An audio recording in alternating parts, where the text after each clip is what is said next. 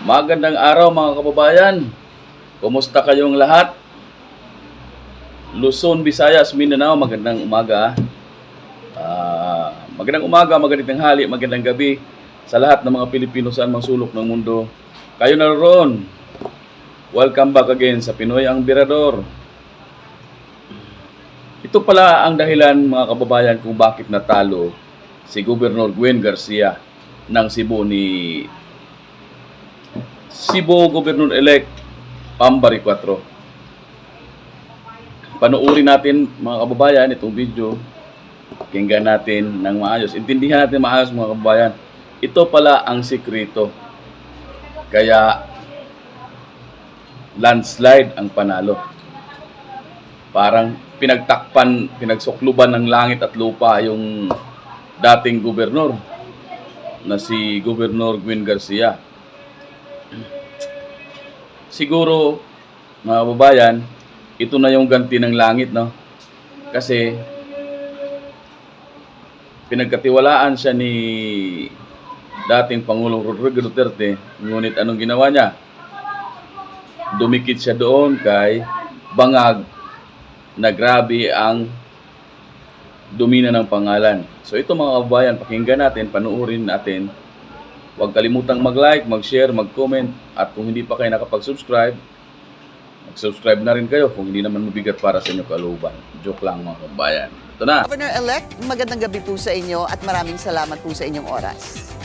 Magandang gabi, Pinky, and thank you for having me here. It's nice to meet you. I have been looking through a lot of online articles about you, and I finally see you, well, via Zoom. I hope to have you here in Manila pag kayo po ay bumisita. Governor-elect, sabi po ng iba, this is the biggest upset. Some can call it the biggest upset in Philippine politics. A neophyte beating the giant Gov.Gwen Garcia. How did you do it?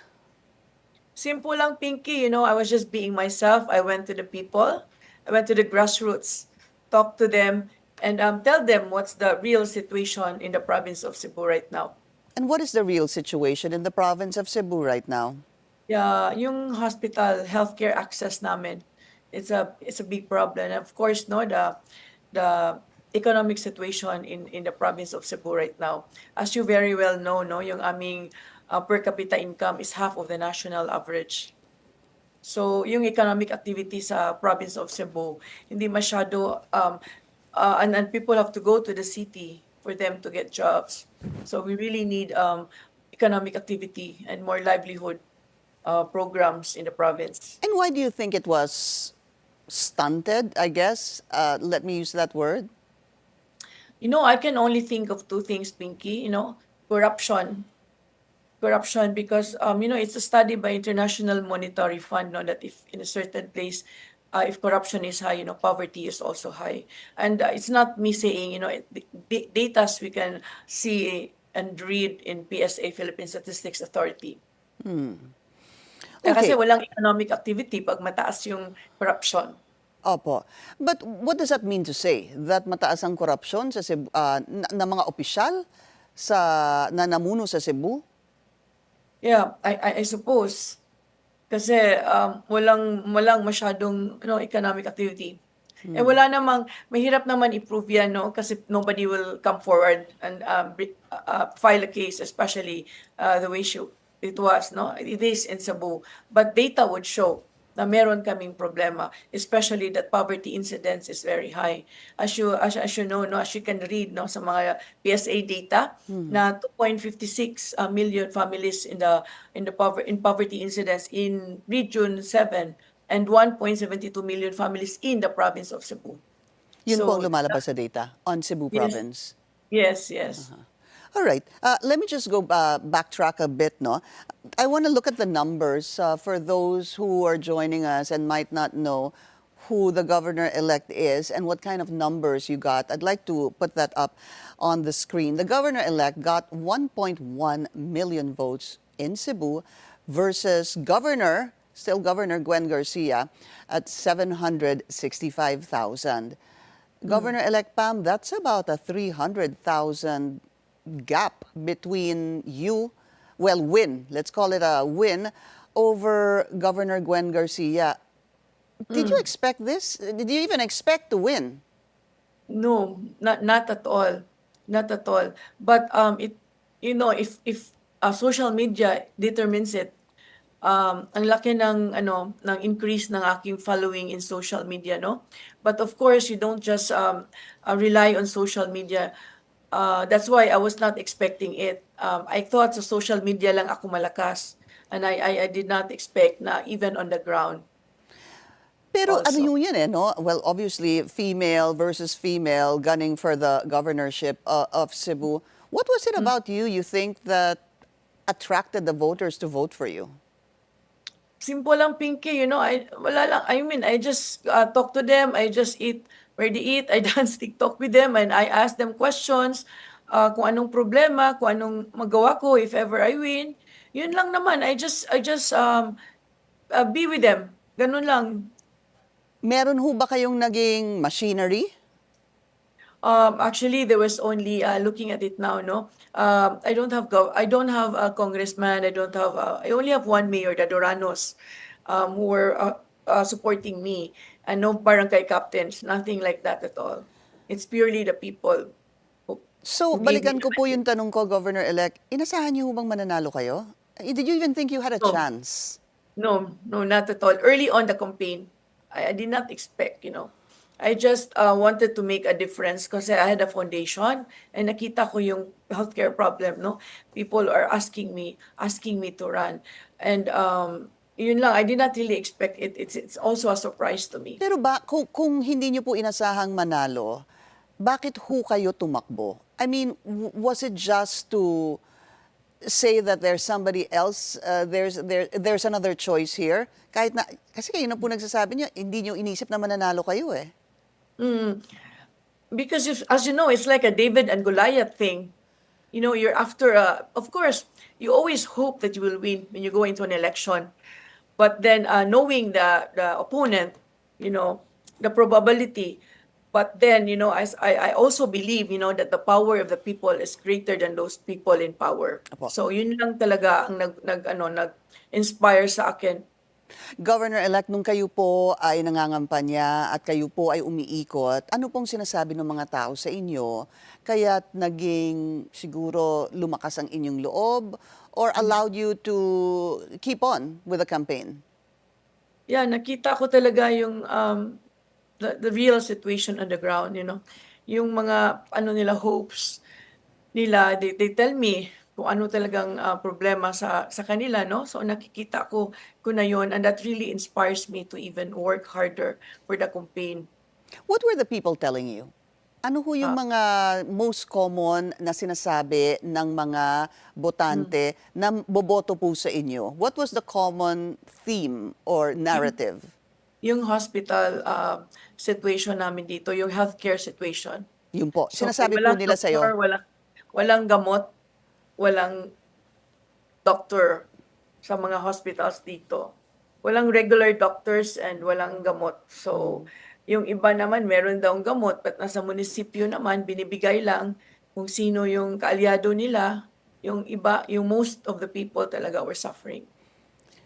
Was the endorsement of the Dutertes, you think, the winning factor? Yeah, I think it's a combination of factor. Yeah, that's also a big factor, no? It really changed the tide nung President Duterte was, sent to The Hague. So that's also, of course, I'm sure acceptability on my part also, no, sa masa.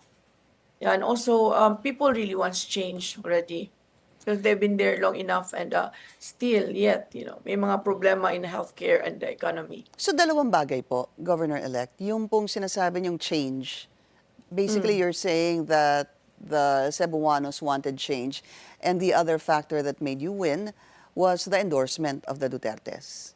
Yes. And also, maybe I'm acceptable to them also. Oo, yung tatlo po. Yeah, A yung tatlo. combination of Combination the three. of those. Your proclamation, you were proclaimed last Tuesday, am I correct, ma'am? Yes, that's correct, yeah. But something happened, hindi ho ba? There was a point na tinry po, I believe, ng team ni Governor Gwen Garcia na ipatigil ang inyong proclamation or at Yes. least not push through with it. What happened there? There was one town, my town, hindi napasok yung votes. Well, that's according to them, no? So parang may nangyaring people power inside the hall, the social hall. Kasi nandun yung mga supporters ko inside the hall, and they were really demanding na kasi the numbers were already there. Even if hindi mapasok yung town na yon, I would still win. So there was a bit of a commotion there. Was it a tense moment for you? Yes, it was a tense moment for me. I tried to stop it. I told them they were already getting impatient, but I told them, let's just wait. But then, hindi rin nag-erupt din yung mga tao kasi we've been waiting for how many hours already since the night before. Pero napasok po yung sinasabing doon sa town ninyo na Yeah, eventually napasok din siya. at nung napasok, that was the time you were proclaimed. Yes. But wasn't there also a part there, please correct me if I'm wrong, ma'am, na there was a very urgent motion before the Gov.Elect that was filed against you with regards to a disqualification case against you? Yeah, there was.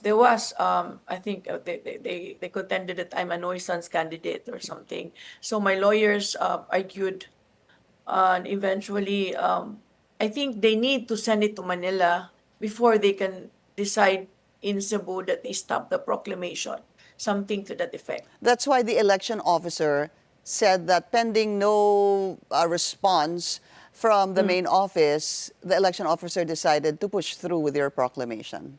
Correct. That's good. You are correct. Thank you. All right.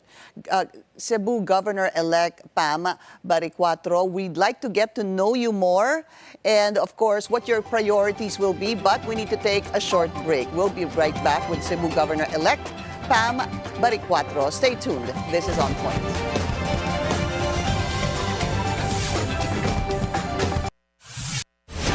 On Point, still with us, Cebu Governor-elect Pam Baricuatro. As mentioned a while ago, let's try to get to know her better. There is also this viral video that I saw, ma'am, that generated over 1 million views. And I'd like to get a little bit of backstory coming from you, but let's play this first.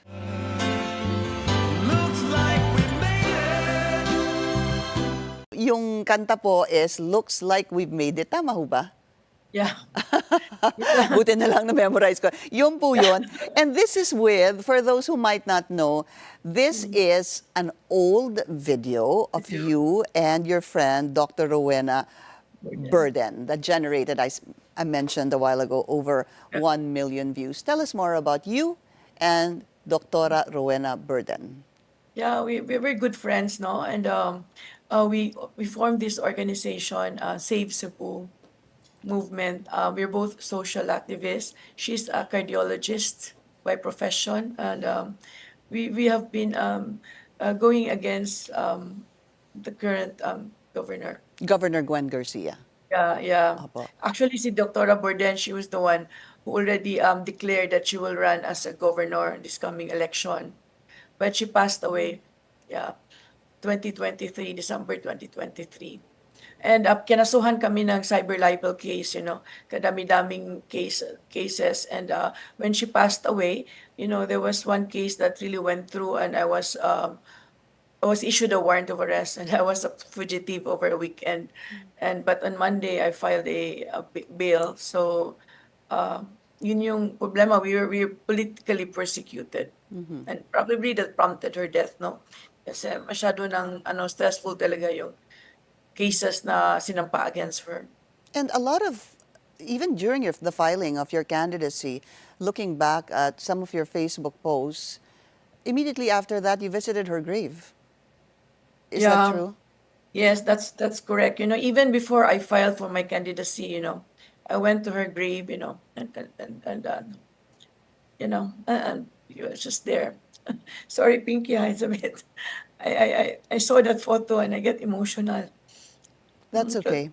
Understandable. The reason I'm also talking about this, ma'am, is because marami pong tao ay hindi po din kayo kilala. at hindi Yeah. rin po kilala si Doktora Burden. Yeah. And for those who might be wondering, yun na nga po, you lost her sometime in December 2023, ano po, at Yeah. you were both, I think, between the two of you, sino ho ba yung mas vocal against the Si governor? si Doktora Burden. Actually, what we agreed on, na she'll run for governor, I'll run for third district as a congresswoman. But actually, I really refused because I'm not a politician, Pinky. I'm more of a philanthropist. So, but since she passed away, you know, I decided na it's also one of my consideration to run when PDP Laban asked me to run. Was it a hard choice for you? Yeah, it is. Kasi I don't really need the job. I'm good. I'm retired. My daughter is a medical doctor.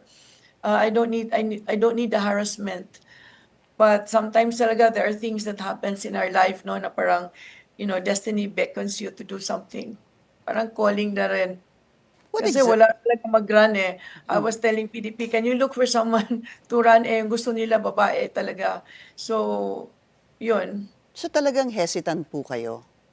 Yes, initially I was hesitant, but then I was thinking I was appointed by the Duterte administration, so if now that they need me, so I just could not refuse also, no. And you offer this run, this campaign, and your win to Dr. Burden? Oh yes, yeah, you know um my victory, no, is also her victory because we were in this together. Kasi if I will not run also, no, parang mawala na yung cost namin to save Cebu. And a lot of people were relying on us. Kasi kami lang yung make courage to go against her. Bakit niyo po parang hindi masabi ang kanyang pangalan? Puro her, she. Baka ma-cyber libel ako, Pinky. I see, Meron na nga I akong see. mga cases against, Okay. she already filed cases against me. I have 4 cases now. Okay.